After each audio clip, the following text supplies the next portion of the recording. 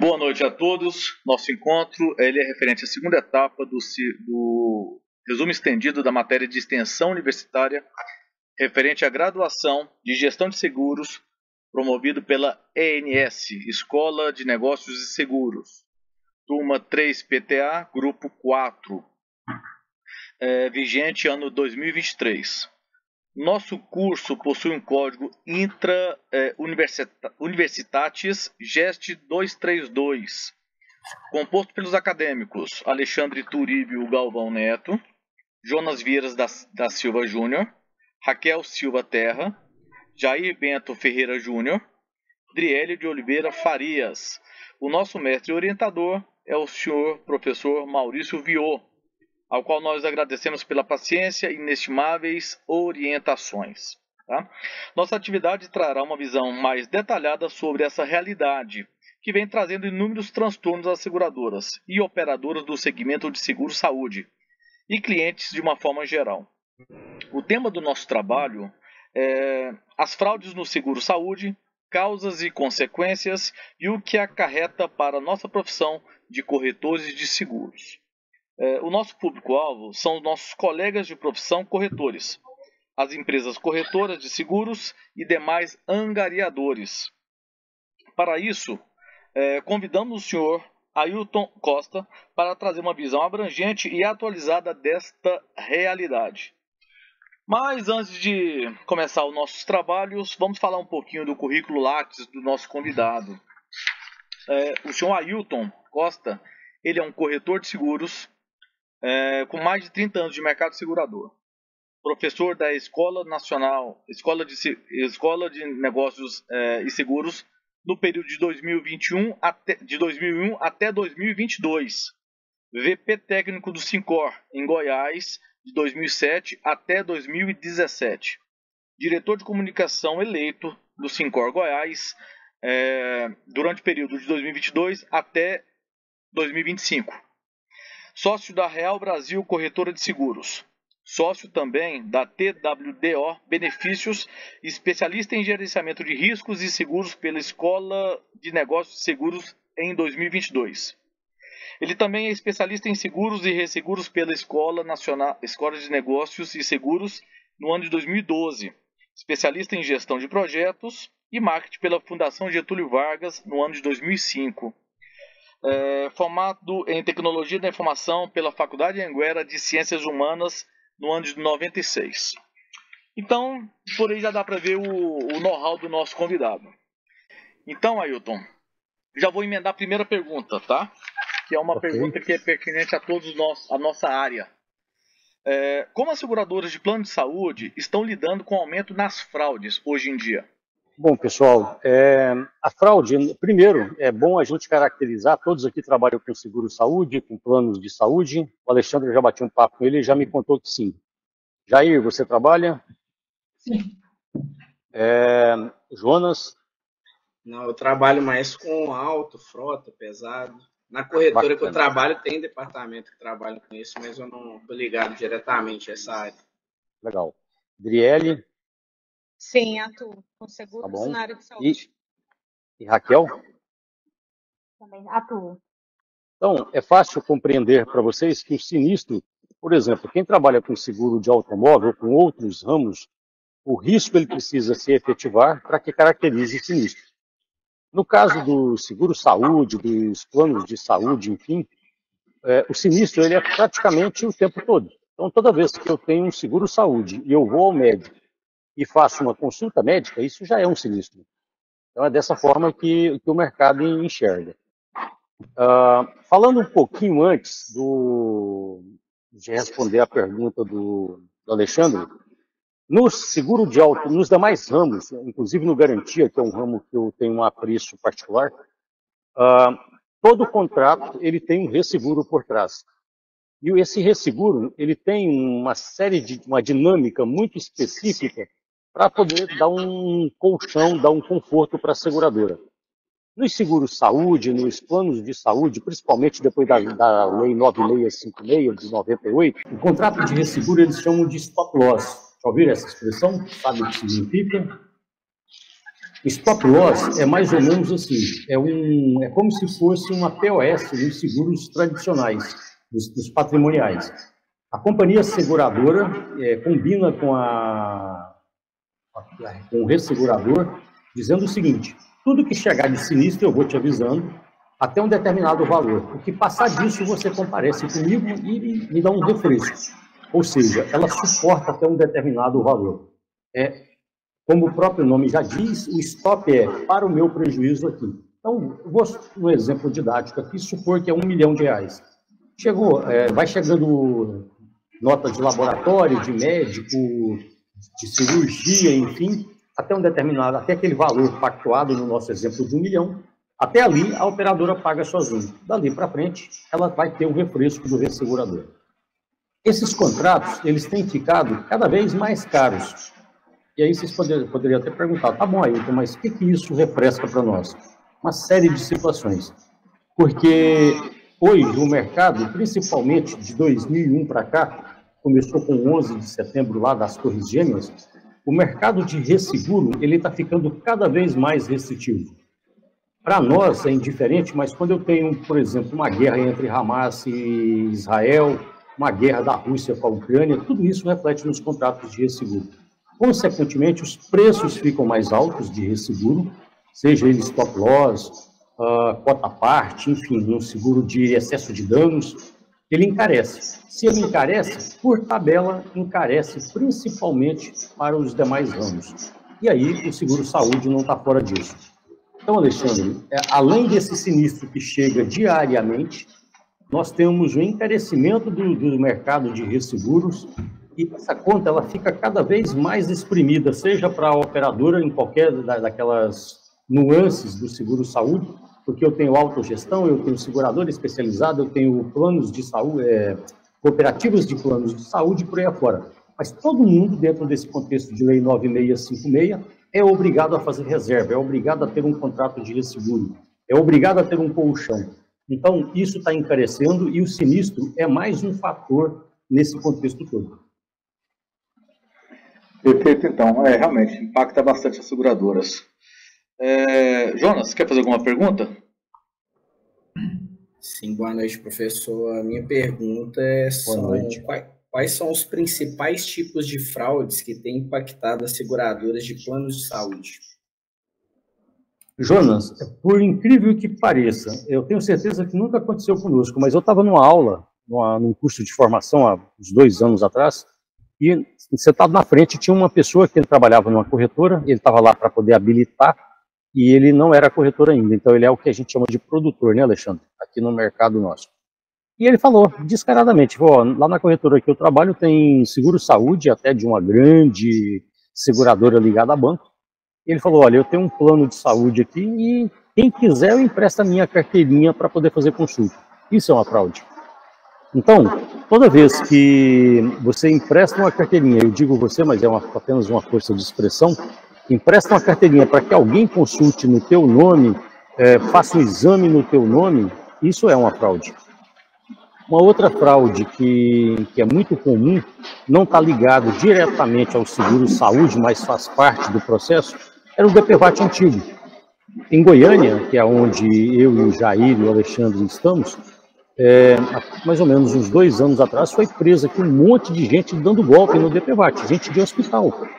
Então, se ele faz isso com o DPVAT, naturalmente ele faz isso com a operadora de plano de saúde, com seguradora, com todo mundo. Então, o espectro, eu imagino ali, pelo que as seguradoras informam para a gente, ele é muito grande, viu, Jonas? Ele vai desde uma consulta, até mesmo uma combinação com uma cirurgia, combina. Hoje a gente sabe que cirurgia estética não tem cobertura em nenhuma operadora, nem tem plano nem seguro. Mas já ouvi histórias de pessoas que chegou no médico, o médico colocou o CID como se fosse um tipo de doença, para poder fazer uma cirurgia plástica na pessoa. Uma correção de nariz, uma correção no rosto, isso também é fraude. Infelizmente acontece muito, com frequência. Raquel, você tem alguma pergunta? Tenho. Professor, de que maneira as fraudes afetam os custos e a qualidade dos serviços oferecidos pelas seguradoras de saúde? Boa pergunta, Raquel. antes de responder a sua pergunta, eu quero só contextualizar vocês. Lá na corretora de onde eu sou sócio, nós temos um departamento de benefícios. Nesse momento, eu tenho uma apólice grande pra caramba que vence dia 1º de janeiro. Então, nós já abrimos desde meados do mês de novembro as negociações de renovação. Eu tenho certeza que é de conhecimento de todos, então me perdoe o ser repetitivo. Um seguro-saúde hoje, ele tem 2 tipos de correção, Raquel. A primeira correção acontece pelo índice de serviços médicos, é a inflação de serviços médicos do setor. E o segundo é pela utilização, o que nós chamamos de sinistralidade nos demais ramos. O que é a sinistralidade? Tudo aquilo que o cliente paga versus tudo aquilo que ele consome. Então, quando tem o cliente ele começa a pedir reembolso demais, isso é um indicativo de que tem algo que não está acontecendo. Ou a rede não está boa, não está bem informada, ou então aquela pessoa, aquele grupo está acessando muito uma rede especializada que está num nível diferente daquele para o qual eles compraram o plano e tem rede referenciada. Então, tudo isso impacta na seguradora, tirando dinheiro do caixa para poder fazer reembolso, automaticamente na sinistralidade. E, por sua vez, vai refletir na sinistralidade, ou seja, está usando muito, pagando pouco, e isso precisa corrigir. Então, impacta no preço exatamente dessa forma. Nós tivemos, na época da pandemia, foi o primeiro grande evento médico que essa geração experimentou, inclusive a minha, que já dobrei o cabo da Boa Esperança faz um tempão. Até então, ficou todo mundo meio perdido, e deu uma descolada geral, e teve muito. Eu tive um seguro que venceu, seguro-saúde que venceu em agosto, a seguradora pediu 27,5% de correção.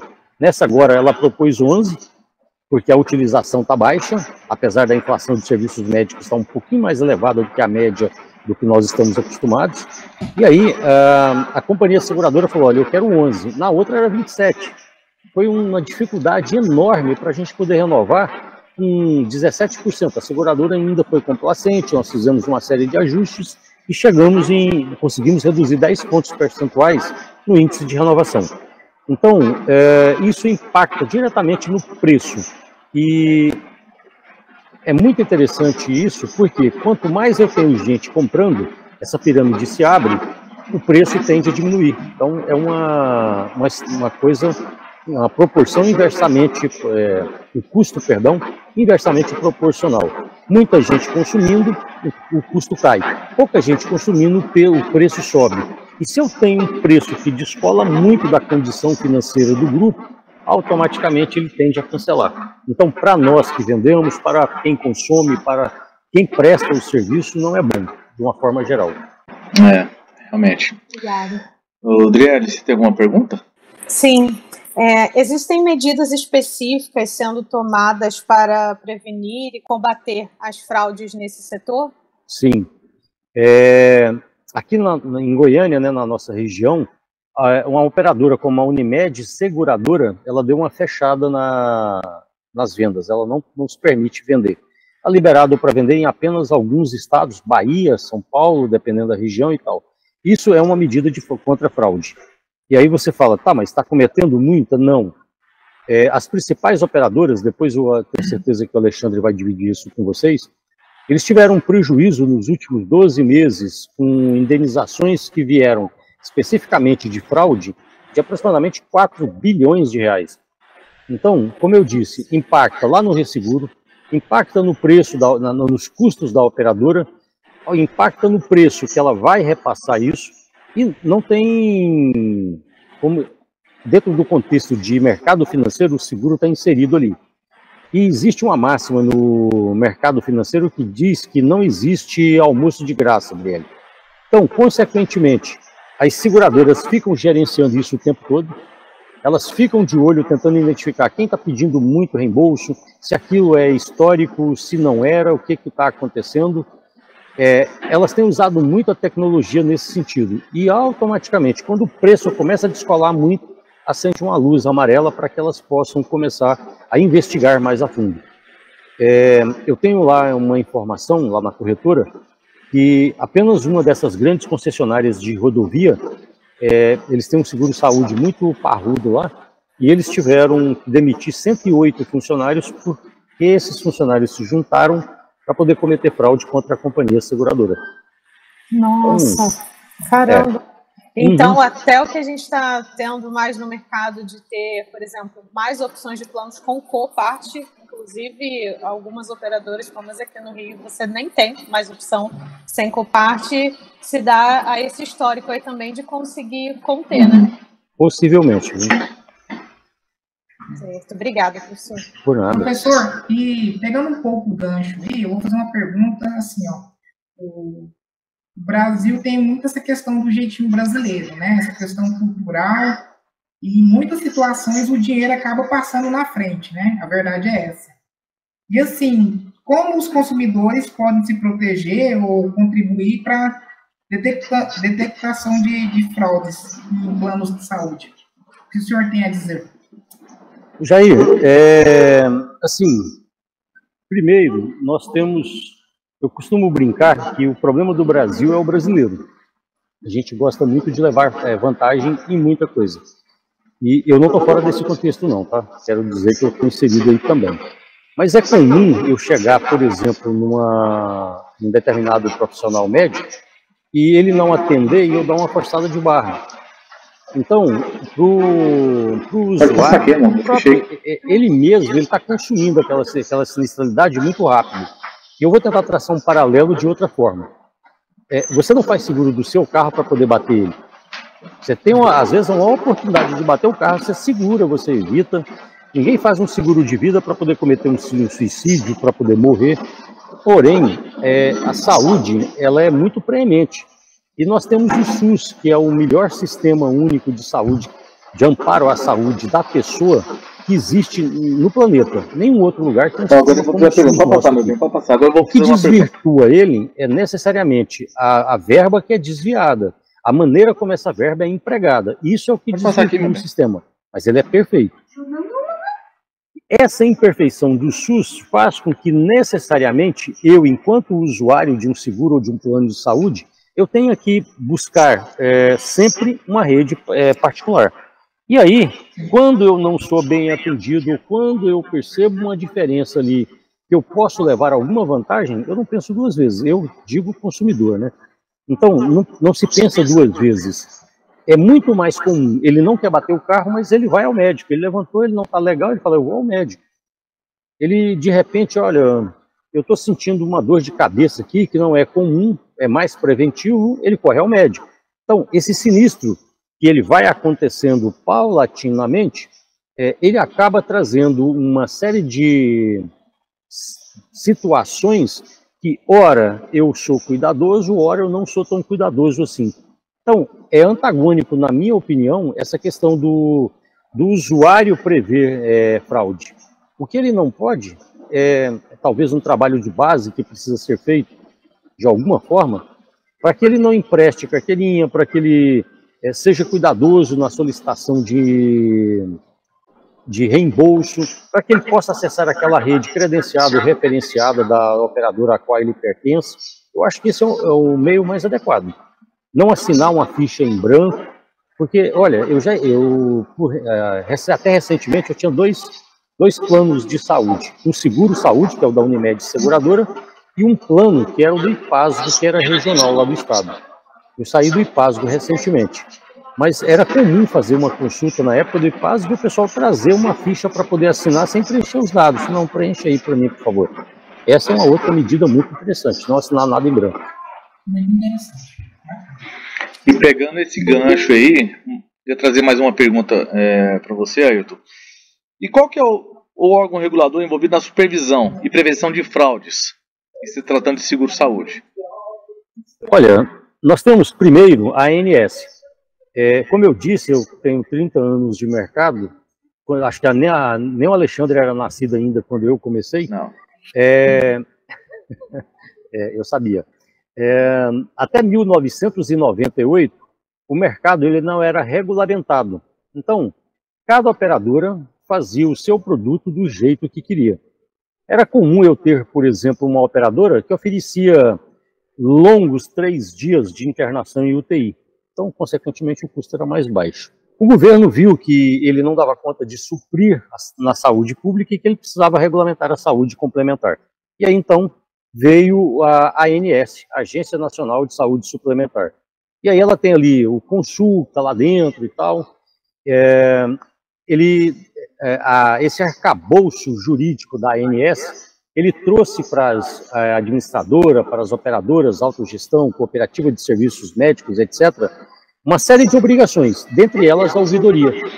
Porque a ouvidoria ela é muito importante, tanto para poder atender aos anseios do associado, quanto que para ouvir as reclamações do associado com relação a possíveis fraudes. Então, Jair, tem tudo isso. Existe ainda o Código Civil brasileiro, o Código Penal brasileiro, o Código de Defesa do Consumidor. Tudo isso são ferramentas que existem para poder ajudar nesse processo de gestão da sinistralidade no setor. Bom, e mesmo assim existe essa avalanche de fraudes, infelizmente, né? Acaba impactando nós todos, né? Raquel, você tem alguma pergunta? As fraudes têm impacto direto nos prêmios e custos dos planos de saúde para os segurados? Sim, diretamente. É claro para vocês a diferença, aliás, os conceitos de frequência e severidade em seguros? A frequência é a quantidade com que acontece, a severidade é o custo financeiro que isso traz para a companhia seguradora. E aí, vou fazer apenas uma enquete rápida aqui, para vocês poderem entender. Quem vocês acham que bate mais veículo, homem ou mulher? Eu acredito que seja homem. Homem? Também voto nessa opção. Raquel? Homem. Mulher. Não fala Sinistro acontece mais com mulher. Só que, olha só a diferença. Isso é frequência. E quem traz mais prejuízo? Os homens. Por incrível que pareça. Então, as mulheres têm uma frequência maior, elas batem mais, mas com uma severidade muito menor. Ao contrário de nós, homens, que batemos menos, mas com a severidade maior. Um outro exemplo que fica muito fácil a gente ilustrar isso, até para eu poder fundamentar a minha resposta. Uma seguradora que tem 10 caminhonetes de 300 mil segurada. Nessa carteira ela tem 3 milhões exposta ao risco, concorda? E uma seguradora que tem 10 veículos populares na faixa aí dos 60 mil segurado, ela tem o mesmo número 10, mas está exposta em 600 mil. Enquanto eu tenho uma caminhonete roubada, praticamente eu posso ter 2 veículos populares roubados. Então essa é a diferença, é o conceito básico entre frequência e severidade. Se eu tiver uma caminhonete roubada, a frequência é baixa, mas a severidade é alta, ela vale 300 mil. Ao passo que eu tenho um carro popular, eu falei 2, né, mas na verdade é 5, eu tenho 10 carros populares segurados na faixa dos 60 mil, mas precisam ser roubados 5 para poder ter a mesma severidade daquela que tem uma caminhonete roubada. Esse é um conceito que dá para ilustrar bem. Então, voltando lá na sua explicação, Raquel, se existe uma procura muito grande, seja por reembolso, seja pela rede referenciada ou credenciada, a operadora usa muito, os usuários dessa operadora usam muito, a frequência vai ser alta e a severidade também vai ser alta. Isso vai refletir no preço. Então, lembra da explicação anterior? Que nós tínhamos 2 tipos de reajuste, pela utilização, que é a frequência, e pela inflação de serviços médicos. Pela utilização, frequência alta, severidade alta, isso vai refletir lá no preço. E aí é importante, aqui fica fácil conceituar isso, porque nós estamos junto com pessoas que entendem de seguro e trabalham com seguro e sabem o que é um seguro-saúde. A operadora, ela vai transferir isso, com certeza, porque o contrato de seguro ficou caro, a despesa administrativa dela ficou cara, e isso ficou muito caracterizado com a pandemia. Tinha muita seguradora, muita operadora que não dava cobertura para a pandemia, o Código de Defesa do Consumidor veio, o Código Civil você vendeu, pandemia, ainda teve aquela coisa da pegada social, todo mundo passou a dar cobertura, começou de forma tímida, e isso trouxe um reflexo muito grande para os preços. Tem operadora de seguro-saúde, seguradora, que a reserva técnica diminuiu. Então, eles estão fazendo conta para saber como é que vão recompor essas reservas, uma vez que a ANS bate em cima disso de uma maneira muito severa. Professor, até aproveitando um pouquinho desse gancho que você comentou agora, fiquei assim com bastante curiosidade em relação ao que passamos com a pandemia, né, 2020, onde teve a suspensão dos reajustes. Quando foi 2021, a ANS emitiu um reajuste que foi até negativo, né, -8, e 2022 para cá, degringolou, né? Então, eu fiquei curiosa, falei, caramba, mas dada a proporção de 2020, por que ainda tivemos um reajuste negativo, já que nem o reajuste de 2020 estava sendo pago ainda, né? Foi parcelado, então, nossa, as pessoas estão se enforcando agora para conseguir manter um plano. E é interessante porque, assim, ó, a pandemia estourou lá em 2020 e normalmente os aumentos começam a refletir sempre no ano seguinte, né? Então, oficialmente ela começou em março ou abril de 2020, e de lá para cá ela veio até meados do ano passado ali, numa pegada mais arrojada. Num primeiro momento, o que aconteceu? É uma questão de saúde pública.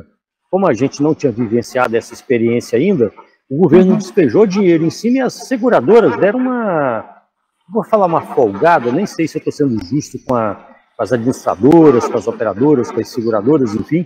Eu nem sei se estou sendo justo com essa fala, mas vamos lá. Elas deram meio que uma folgada. As reservas deram uma subida, usou-se pouco e tal.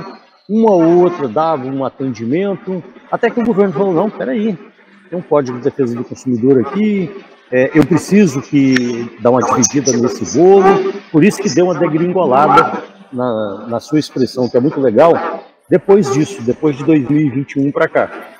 E a tendência é ainda ter aumentos um pouco mais significativos para poder repor aquela perda que eles tiveram lá no passado. E é interessante porque o aumento teve, na verdade, foi um desconto, né, de -8, mas nós tivemos, por outro lado, uma debandada forte de saída de gente que não deu conta de pagar mesmo. Gente que foi demitido, gente que era profissional liberal e perdeu o emprego de uma hora para outra, gente que resolveu empreender e que tinha um amparo à saúde de alguma forma no mercado privado, tudo isso saiu.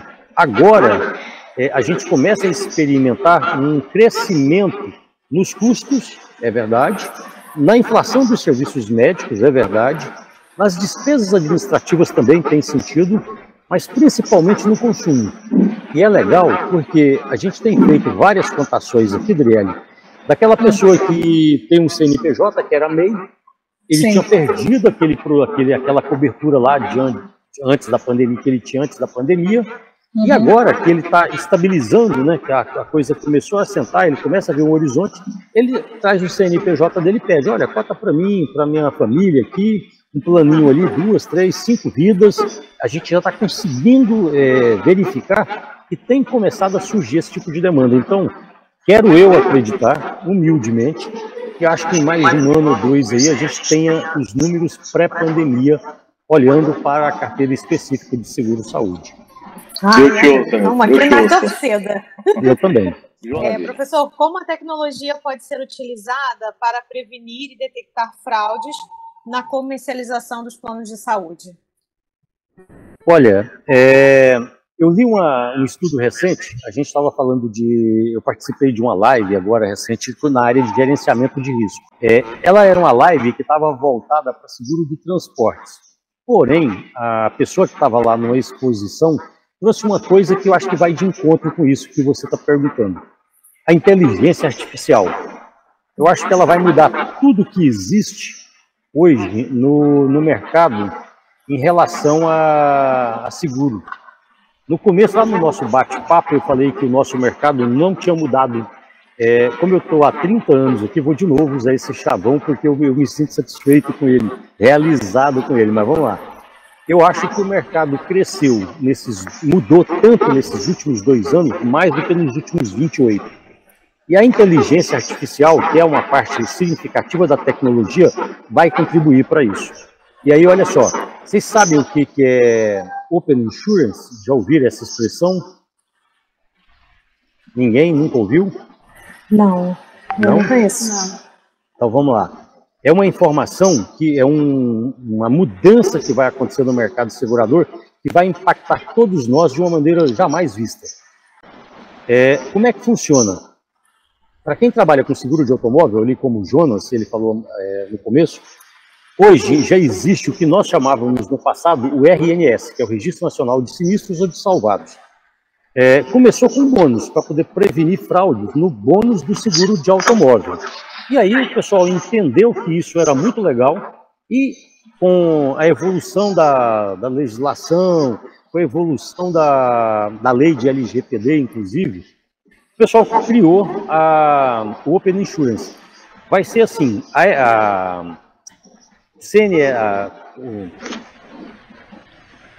Confederação Nacional das Seguradoras, CNSEG. Desculpa.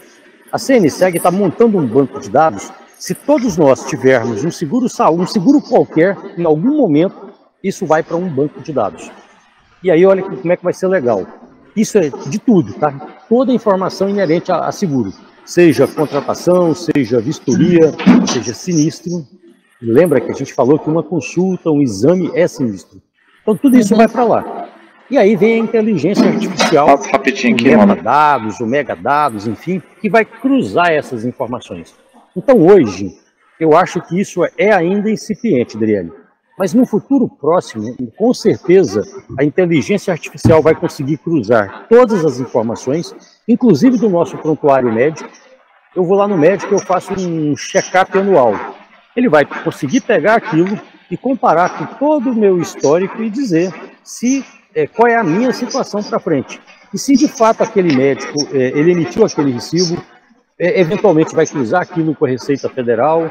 Eu acho que ele vai trazer uma apuração de dados significativa no futuro bem próximo, para poder entender se de fato eu, como usuário, estou usando aquilo ou não. E essa métrica vai servir de base para, primeiro, para poder precificar o seguro. Porque eu estou com 58 anos, em fevereiro eu completo 59. Hoje eu tenho o seguro saúde da Unimed, aquele da carteirinha azul. Eu estou pagando aproximadamente R$ 1.300 por mês. Depois que eu passar dos 59, esse preço ele tende a aproximar de R$ 2.000.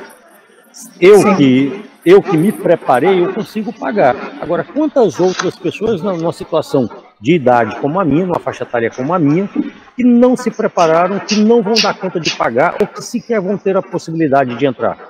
E aí vem tudo aquilo que a gente falou.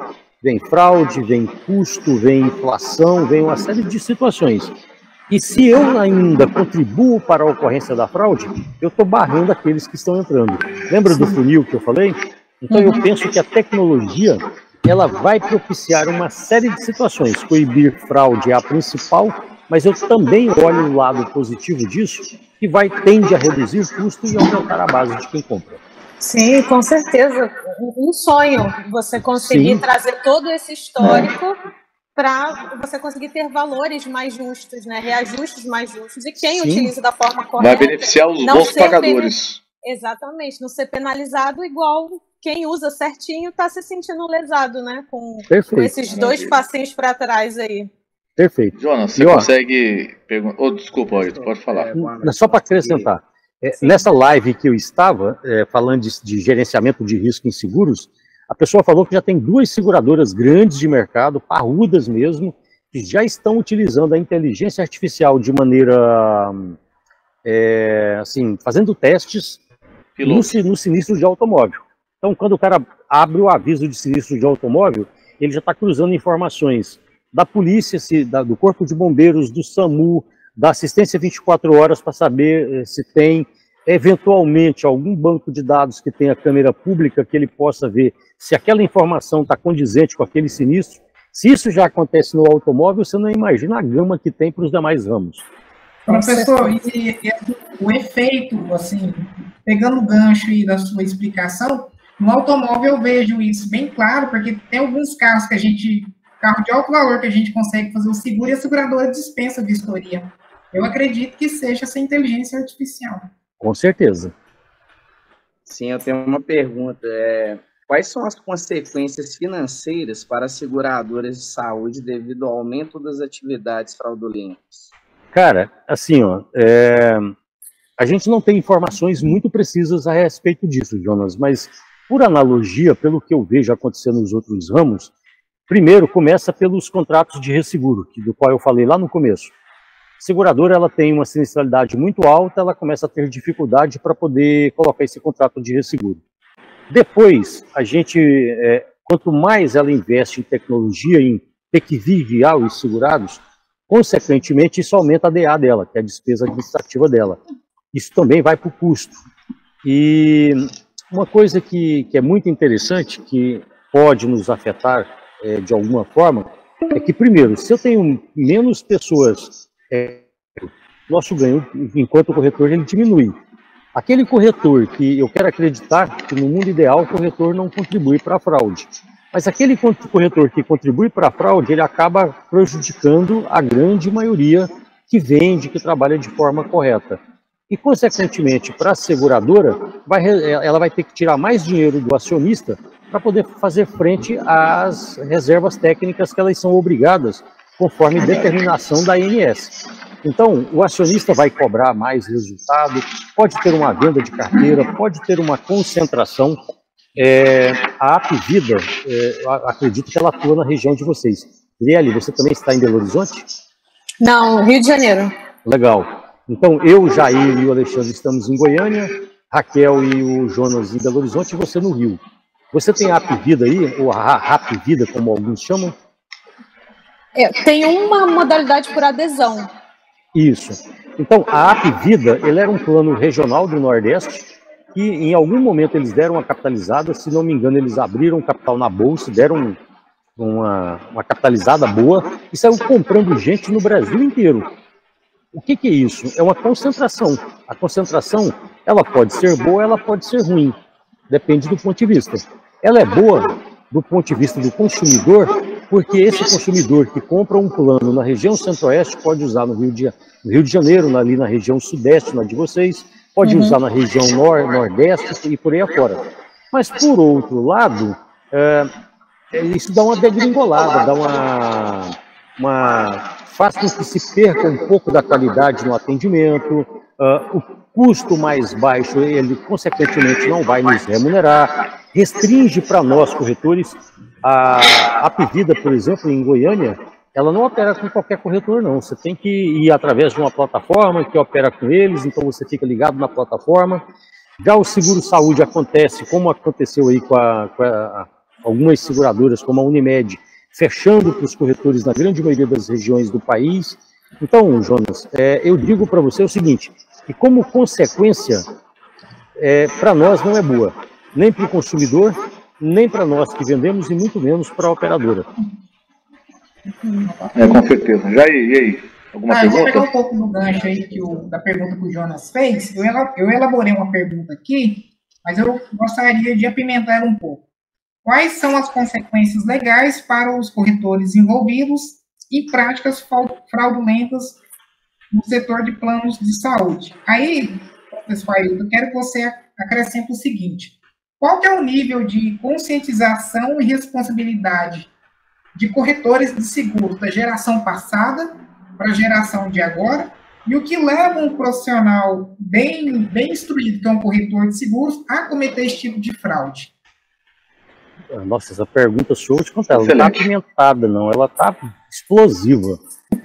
Mas vamos lá.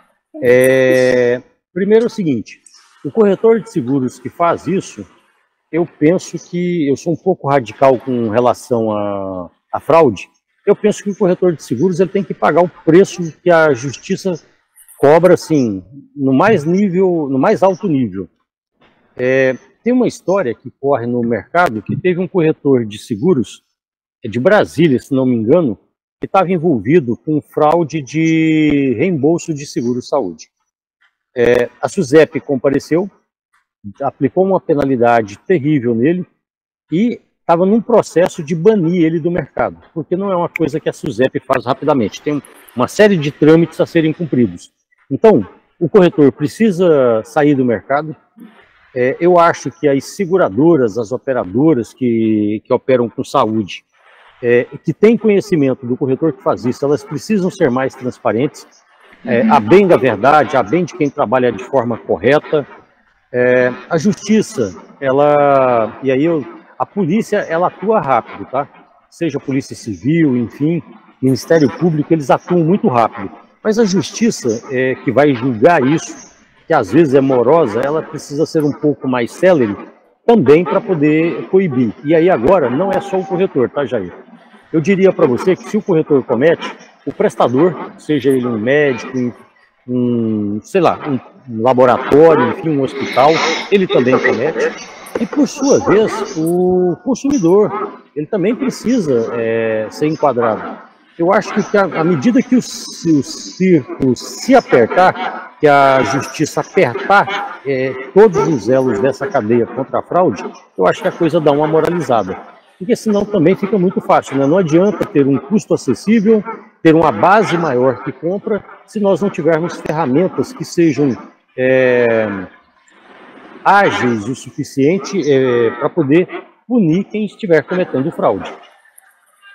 Isso aqui no Rio, eu não sei nos outros estados, né? Realmente não conheço, mas é muito comum concessionária, né? Que não deixa de ser uma corretora e onde tem vários vendedores, né? Coisa assim, de 300 vendedores, parece que cata a pessoa no meio da rua, oi, vem vender plano de saúde. E nisso, não interessa, as próprias modalidades por adesão, né? As entidades, claro, não, você pode isso aqui, não, você preenche uma ficha, você sabe? Então, assim, uma cadeia gigantesca para iniciar, né, a contratação já com uma fraude. Muitas dessas modalidades por adesão são indicadas, às vezes a pessoa quer fazer uma bariátrica, alguma coisa, não, você não coloca, não tem entrevista e tudo, então vira um cenário mesmo antes do cliente entrar, né? A gente já tem uma fraude gigantesca para seguir da mesma forma no decorrer da utilização. É terrível. Adriele, em Brasília, só completar aqui o que a Adriele falou, em Brasília, esse corretor que eu falei para vocês, uma das vertentes dele de fraude era essa. Ele pegava lá a pessoa, ele fabricava uma prestação de serviço e colocava ele como se fosse num clube de adesão, num clube de benefícios, enfim. E ele permitia que a pessoa entrasse. A pessoa não tinha condições, a condição financeira ela até possuía, claro, mas ela não tinha condições, não tinha vínculo. Ele forçava esse vínculo para colocar para dentro. E foi aí que as seguradoras descobriram. E essa nova geração de corretores, o que você tem a falar? Assim, está mais consciente? Cara, eu diria que sim, consciente sim. Mas pelo que eu tenho vivenciado, nós corretores, de uma forma geral, nós somos muito imediatistas, Jair. A gente quer vender hoje para poder receber amanhã. Quem proporciona isso são seguros como o automóvel, um residencial, um empresarial ali, um pequeno e médio mercado. No seguro de benefícios, onde o saúde está inserido, não é uma venda rápida, é uma venda de maturação média. Eu estava comentando com o Alexandre mais cedo, quando ele me ligou, que hoje nós fechamos um seguro que vai dar uma fatura média de R$72 mil mês. Só que é uma negociação que começou no mês 6, lá em junho, meados de junho. E aí vai estudo, vem estudo, muda a condição, conversa assim, conversa assado, faz reunião. Esse período de maturação, o corretor, de uma forma geral, ele não está muito preparado para isso, não. Então ele não vende muito, porque ele entende como barreira de entrada essa demora para poder vender. Segundo, hoje a justiça está mais atuante.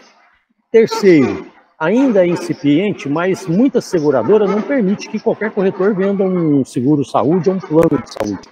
Então, isso também dá cria uma certa barreira de entrada e dificulta um pouco aquele corretor que vem com a intenção de cometer fraude.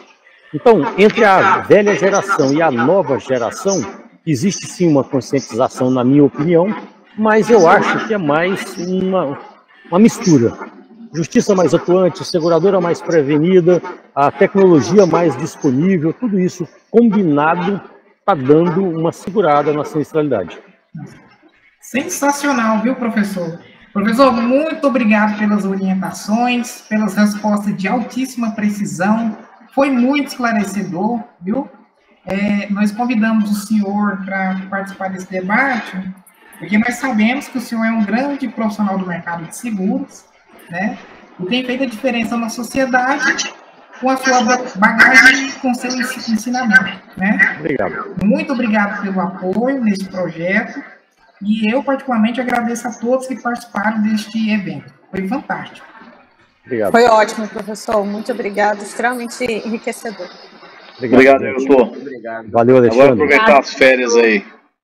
Obrigado. E, olha, repito o que eu falei no começo. Precisou trocar uma informação. Vocês podem ter certeza que, às vezes, uma frase que vocês falam me abre a cabeça para muita coisa. Verdade. Alexandre e o Jair têm o contato, eu estou à disposição, gente.